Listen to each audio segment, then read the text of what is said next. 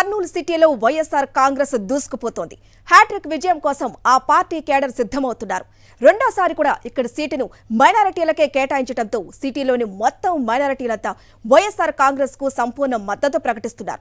ఇక టీడీపీ అభ్యర్థి సొంత మేనిఫెస్టో ప్రకటించుకుని ఓటర్లను మభ్యపెట్టేందుకు ప్రయత్నాలు ప్రారంభించారు. మైనారిటీలను చిన్నచూపు చూసే చంద్రబాబుకు మూడోసారి కూడా బుద్ధి చెప్పడానికి కర్నూలు ప్రజానికం రెడీ అవుతున్నారు. కర్నూలు పాలిటిక్స్ పై ఓ లుక్కేద్దాం. వైఎస్ఆర్ కాంగ్రెస్ ఆవిర్భవించినప్పటి నుంచి కర్నూలులో ఫ్యాన్ టాప్ స్పీడ్ లో తిరుగుతోంది. గత 2 ఎన్నికల్లోనూ వైఎస్ఆర్ కాంగ్రెస్ అభ్యర్థులు భారీ మెజార్టీతో విజయం సాధించారు.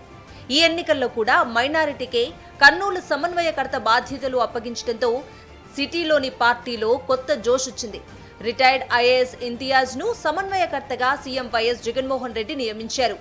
ఈ నియామకంతో టీజీ కుటుంబంలో నిర్వేదం మొదలైంది. ఇంతియాజ్ మామ డాక్టర్ ఇస్మాయిల్ మైనారిటీ వర్గంలో ప్రత్యేక గుర్తింపు ఉన్న వ్యక్తి. నగరంలో టీజీ కుటుంబం విజయంలో ఇస్మాయిల్ కీలకంగా పనిచేశారు. మైనారిటీ ఓట్లు అత్యధిక భాగం టీజీ కుటుంబానికి పోలయ్యేలా చూడటంలో గతంలో ఆయన కీలకంగా వ్యవహరించేవారు. ఇప్పుడు ఇంతియాజ్ కు టికెట్ దక్కడంతో మైనారిటీ వర్గం మొత్తం ఆయనకు అనుకూలంగా ఏకమైంది. ఇంతియాజ్ ను భారీ మెజార్టీతో గెలిపించుకోవాలనే చర్చ మైనారిటీ వర్గాల్లో నడుస్తోంది. ఈ పరిణామంతో టీజీ కుటుంబానికి మైనారిటీ ఓట్లు పూర్తిగా దూరమైనట్లే. ఇంతియాజ్ కు మైనారిటీలతో పాటు అన్ని వర్గాల్లో మంచి పేరు ఉంది.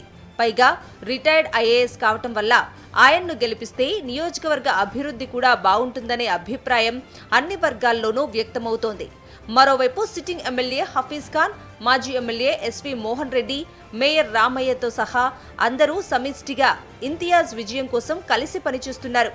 ఫ్యాన్ స్పీడుకు తట్టుకోలేకపోతున్న టీడీపీ పార్టీ అభ్యర్థి టీజీ భరత్ తన సొంత మేనిఫెస్టోని రూపొందించి మాయమాటలతో ప్రజల్ని మభ్యపెడుతున్నారు.